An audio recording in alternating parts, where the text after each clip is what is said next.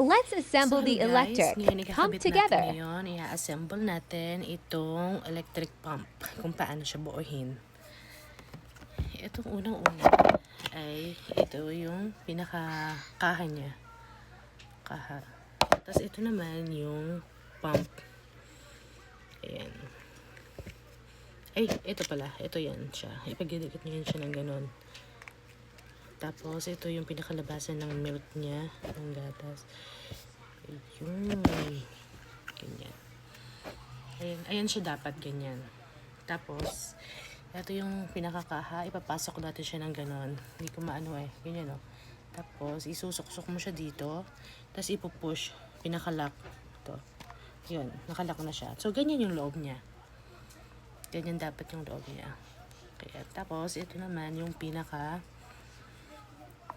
ito kasi yung buong breast mo. Tapos, dito naman yung nipple. Ayan, dito mo siya ipapasok. Then, ipapump yan ng electric pump. Then, ano mo siya ng ganyan. Kailangan is, yung ito, yung pinakabutas niya, ay labasan ng milk. So, kailangan pantay siya. Ayan. Nakita nyo ba? Ayan. So, kailangan ganyan siya. Pantay yung butas niya kasi labasan niya ng milk kapag tinaob. Ayan. Tapos, yan lang. Ikabit lang natin. So, ganyan siya. Then, i-next natin yung electric pump. Ito naman ang electric pump niya. Ay, ito naman yung pinaka-electric niya. Then, chargeable siya. Itong sa akin is Type-C. Binigay lang to sa akin, hindi to sa akin. So, hindi na ako bumali. Isa lang siya. Usually, dapat dalawa para pantay yung balance yung paglabas ng milk, yung pag-pump. Meron akong isa lang. So, pagtapos ng isa naman. So, ganun.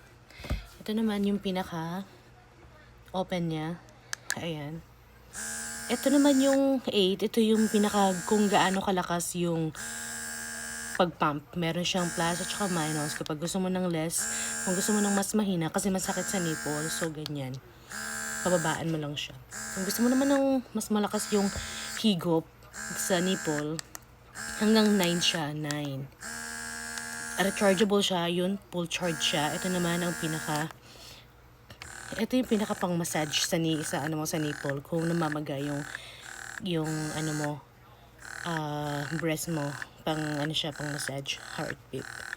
Then, gusto mong i-settings, palitan mo siya ng ganyan, pang sip-sip. Then, i-off natin.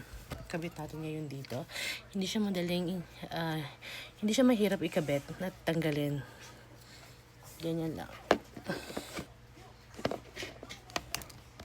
Didiin naman lang siya ng ganyan. So, ayan na siya. Then, click natin yung on. So, ito na siya. Pag pinasok mo yung nipple dito, so, mag-ano siya, sisip-sip-sip-sip. Milk na. Yun lang, kay.